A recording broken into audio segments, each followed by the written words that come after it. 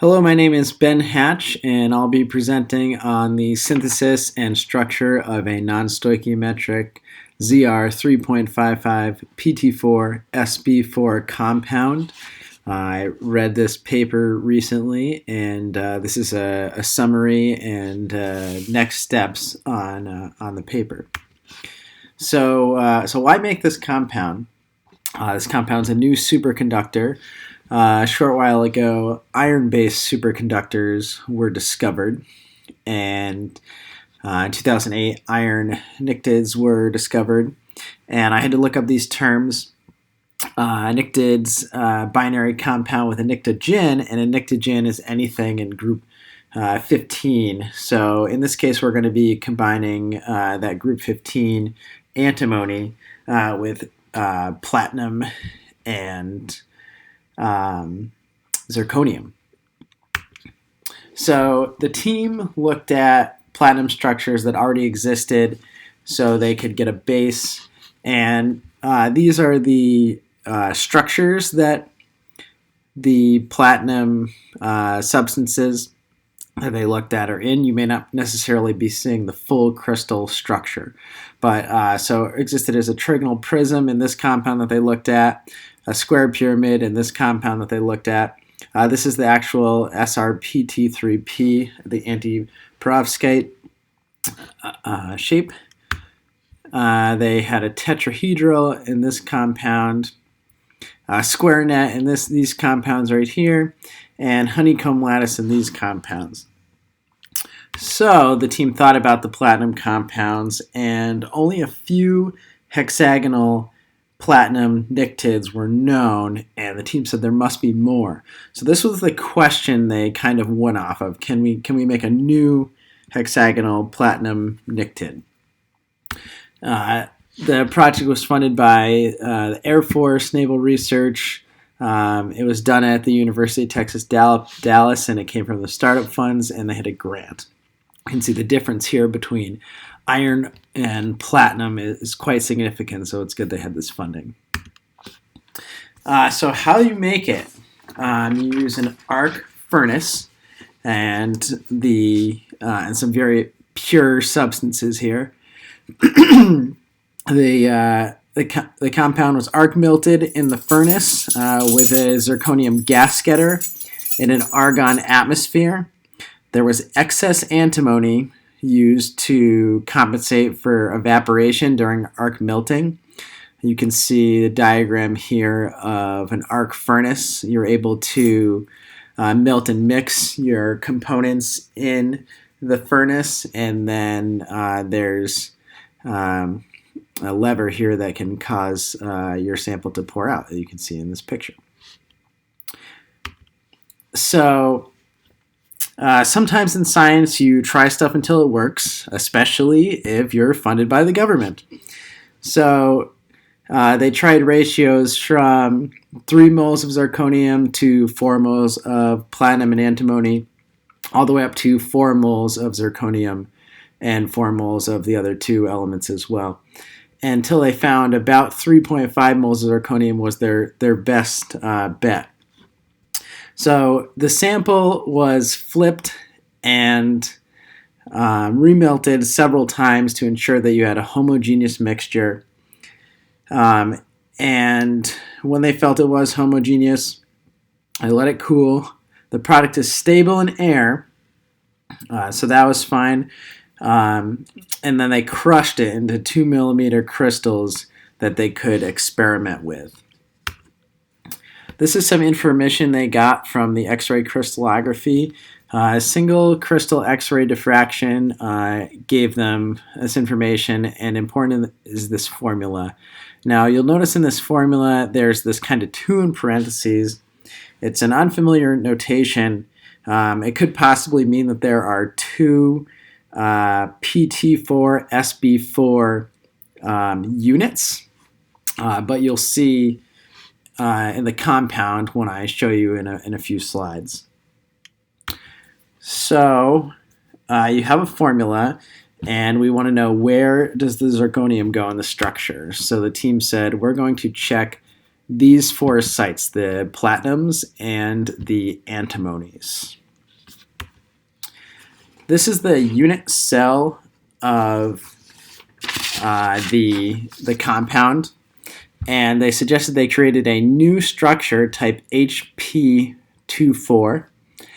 And what you'll notice about this ball and stick method here is that the zirconium interactions are intentionally left out for clarity. And if you look, you can see that these Pt4Sb4 slabs, they're related by inversion symmetry. In figure B here, you can see the stacking sequence of the layers, and highlighted is the PT to PT interlayer bonding, the SB to SB interlayer bonding. And you can look and see that this is a tetrahedral formations. Around the SB there are 4 bonds, around a PT there are 4 bonds, so tetrahedral. And what it creates is these 6-membered rings in boat configuration. And in figure C here, the dotted lines show non-bonding interactions. So if we're looking at a tetrahedral, we want to look at these 2 sequences here, the PT-SB-PT or SB-PT-SB, because that's what makes up our tetrahedral if we look in our previous slide. So SB-PT, SB, okay. So we want to look at these highlighted sequences, and I thought these 3 values were pretty close. They were just about 2 degrees off of the suggested value, but the authors suggested this was a moderate deviation from the value. I guess small changes over a big structure can make a really big difference.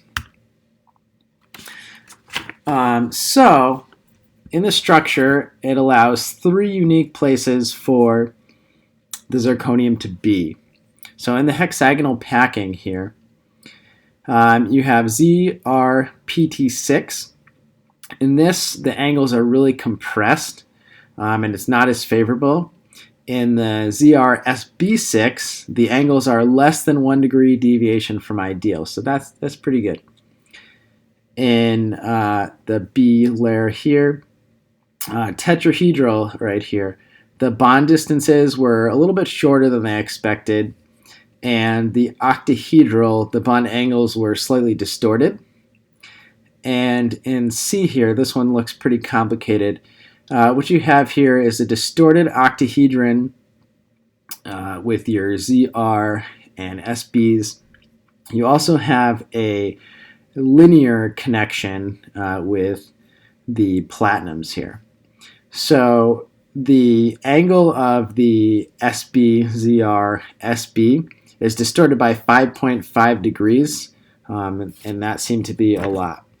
So what happens is if all 3 of these sites were occupied, then Zr4.Pt4Sb4 will form. But we know that wasn't what the team found to be the most ideal. So what actually happens is the Zr1 site is fully occupied, the Zr2 site is fully occupied, and the Zr3 site is what is partially occupied.